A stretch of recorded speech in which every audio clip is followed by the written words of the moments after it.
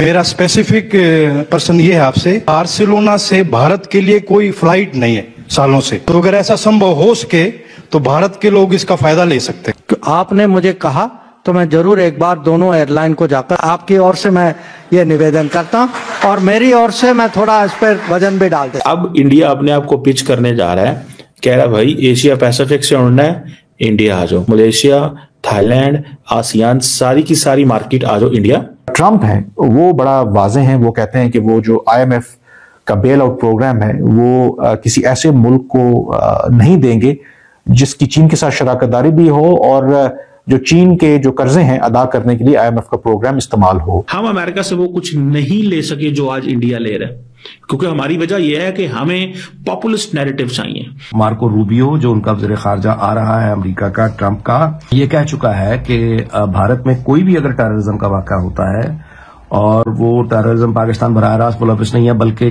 कोई थ्रू किसी प्रॉक्सी का करवा देता है तो भी पाकिस्तान पर फौजी पाबंदियां इमदाद पर आ जानी चाहिए। इजराइल ने मार मार के पूरे गाजा को दुम्बा बना दिया और वहां पे अगर अमेरिका भी लग जाए पीछे तो भाई साहब जहां पे गाजा था ना वहां पे गाजा नहीं बचेगा, बस जमीन में एक बड़ा सा गड्ढा बचेगा। इंडियन सिर्फ ये फैसला कर लें कि हमने जाना ही एयर इंडिया पे है और एयर इंडिया इस काबिल हो कि वो इंडियंस को पूरी दुनिया ट्रांसपोर्ट करे, भेजे, लाए, दाए, तो वो ही नहीं पूरा आएगा। जय हिंद दोस्तों, भारत के फॉरेन मिनिस्टर क्विक एक्शन लेने में बिलीव करते हैं। ऐसा ही कुछ वाकया एक जर्नलिस्ट ने जब डॉक्टर जयशंकर से बोला कि हमें बार्सिलोना से डायरेक्ट भारत की फ्लाइट नहीं मिलती है, तो उन्होंने कहा कि ये प्राइवेट कंपनीज हैं, हम फिर भी इनसे बात करेंगे और अपनी तरफ से वजन डालने की कोशिश करेंगे। तो इसी के ऊपर पाकिस्तानी मीडिया क्या डिस्कस कर रही है हम इस वीडियो में देखने वाले हैं। इंडिया अपने आप को पिच करने जा रहा है, कह रहा है भाई एशिया पैसिफिक से उड़ना है, इंडिया आ जाओ, सिंगापुर, मलेशिया, थाईलैंड, आसियान, सारी की सारी मार्केट आ जाओ इंडिया। तुम जो यहाँ से भाई बैंकॉक से उड़ते हैं, इंडोनेशिया से उड़ते हैं, मलेशिया से उड़ते हैं, वो जाके उतरते हैं दुबई में, वो कहते हैं हमारे पास उतरो, हम आप मुंबई में आके उतरो, आप दिल्ली में उतरो, आप बेंगलुरु में उतरो, वहां से जिधर मर्जी चले जाओ। ये है इंडिया का प्लान, ये है इंडिया का plan. This is what they are thinking, this is what they are planning, कि हमें यहां से आके चीजों को थोड़ा सा करने की जरूरत है। सो हम अगर इस चीज को देखें, एक वक्त हुआ करता था कि कराची की वैल्यू हुआ करती थी कि यार लोगों ने जाना है सिंगापुर, लोगों ने जाना है मलेशिया, थाईलैंड, हांगकांग, इन जगहों पे लोग कराची आके रुकते थे। यूरोप से फ्लाइटें कराची आती थी, यहां रुकती थी और यहां से फिर आगे निकल जाती थी। लेकिन हमने बदकिस्मती से, अच्छा मैं अभी भी पिछले दिनों कराची गया हुआ था, हफ्ता 10 दिन पहले, एंड कराची के अंदर तमाम दुनिया की एयरलाइंस के ऑफिसेज हैं। उतने इस्लामाबाद में नहीं है, मैं आपको बात बताऊं, उतने मैं हैरान हुआ बल्कि कि सारी की सारी जो एयरलाइंस हैं उनके जो ऑफिसेज हैं वो किधर हैं? कराची के अंदर। इवन के एयर कनाडा, आप दुनिया की एयरलाइन का नाम ले, वहां पे उसके ऑफिसेज मौजूद थे, लेकिन यहां पे पाकिस्तान इस्लामाबाद में नहीं थे वो। सो इट मींस कि कराची किसी दौर में, सो अब इंडिया वो अपनी स्पेस लेना चाहता है कि इंडिया कहता है कि दुबई को भूलो, कतर को भूलो, टर्की को भूलो, हमारे पास आओ, हम तुम्हें फ्लाइट देते हैं वो वाली जो तुमने वहां लेनी है। पाकिस्तान जो है वो एपी सेंटर है टेररिज्म का। इससे पहले ये लफ्ज एपी सेंटर जो इस्तेमाल किया था ये भारतीय वज़ीर आज़म मनमोहन सिंह ने किया था अमेरिका में, और ये कहा था कि ये एपी सेंटर, वही लफ्ज भारतीय आर्मी चीफ ने कल इस्तेमाल किया और उसने कहा कि 60% वो लोग जिनको हाल ही में कश्मीर हाल ही में जिनको न्यूट्रलाइज किया गया, पकड़ा गया, वो पाकिस्तानी ओरिजिन के लोग थे। और उसने ये भी कहा कि जम्मू कश्मीर में जो भी दहशतगर्दी है उसके पीछे पाकिस्तान मौजूद है। अच्छा, अब इंडियन आर्मी चीफ का इट इज रादर अनयूजुअल कि वो ये इल्जाम लगा रहा है। अच्छा, अब इसको ये मैंने आपसे गुजारिश कर दी कि ये उसने यानी ये कहा है। अब इसके साथ अब आप नोट कर लीजिए कि वो जो मार्को रूबियो जो उनका वज़ीर ख़ारजा आ रहा है अमेरिका का, ट्रंप का, वो पिछले साल जुलाई में ये कह चुका है कि भारत में कोई भी अगर टेररिज्म का वाक़या होता है और वो टेररिज्म पाकिस्तान बराह रास्त मुलविस नहीं है बल्कि कोई थ्रू किसी प्रॉक्सी का करवा देता है तो भी पाकिस्तान पर फौजी पाबंदियां इमदाद पर आ जानी चाहिए।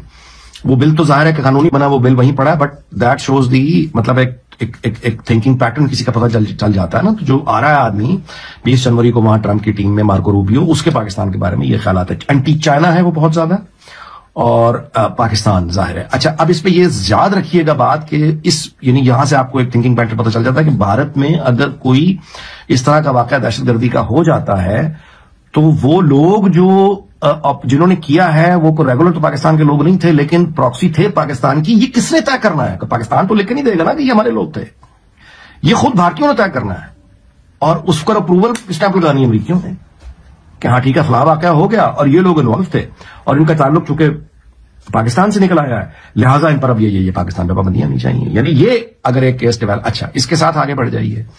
एरिजोना से उनके कांग्रेसमैन है एक एंडी बिग्स उसका नाम है। 4-5 दिन पहले उसने भी एक बिल पेश किया है, फार राइट का है ये, जिसमें उसने ये मुतालबा किया है कि नॉन नेटो जो पाकिस्तान का एक स्टेटस है, मेजर नॉन नेटो एलाय, इस स्टेटस को एंडी गिब्स ने कहा है कि रिवोक कर दिया जाए। पाकिस्तान हमारा इत्तेहादी जो हमने दे रखा है उस तरह से, वो पाकिस्तान हमारा इत्तेहादी नहीं है। अब ये 4-5 दिन पहले एंडी गिब्स ने मेजर नॉन नेटो एलाय का स्टेटस रिवोक करने के लिए कहा है और यहां इंडियन आर्मी चीफ ने कल वो सारी की सारी वो मामलात को मैंने आपको गुजारिश कर दी। तुलसी गारबर्ड, ये मैं बार बार इसका नाम लेता हूं, ये डायरेक्टर है वहां की नेशनल इंटेलिजेंस की, ट्रंप ने जिसको अपॉइंट किया है। जितनी CIA, FBI, national security agency इसने हेड करनी है, तुलसी गारबर्ड ने। और इसकी ट्विटर पे टाइमलाइन निकाल के देख लीजिए, इसकी खुद की वीडियोज पड़ी हुई हैं अगेंस्ट पाकिस्तान। वो रीजन ये है कि इन्होंने 71 में हिंदुओं को मारा, अब भी ये वहां पे पाकिस्तान में, यानी ये उनकी। अच्छा, इलॉन मस्क जो है वो 2 मरतबा रिसेंट टाइम्स में उसने पाकिस्तान का जिक्र किया है। एक वो जब ब्रिटिश MP ने अपनी हुकूमत से मुतालबा किया कि हम पाकिस्तान को क्यों इमदाद दे रहे हैं, इसको रोकना चाहिए, टैक्स पेयर्स की मनी, जिसको इंडोर्स किया एलन मस्क ने कि बिल्कुल रोकना चाहिए पाकिस्तान को, आप क्यों पैसे दे रहे हैं। तो दोस्तों, आपने ये वीडियो देखी और आपने कमर चीमा साहब को भी सुना और एक्सपर्ट्स को सुना पाकिस्तान से, जो कह रहे हैं कि भारत अपनी तरफ पूरी दुनिया को आकर्षित करना चाहता है। एक समय था यूरोप से फ्लाइट्स आती थी, लाहौर रुकती थी और पाकिस्तान का अच्छा खासा रेवेन्यू जनरेशन होता था, लेकिन अब लाहौर फ्लाइट आती ही नहीं है। उनकी PIA अब चलने का नाम नहीं लेती है, कोई फ्लाइट ढंग से उड़ती नहीं है, समय पर कोई उड़ान नहीं है।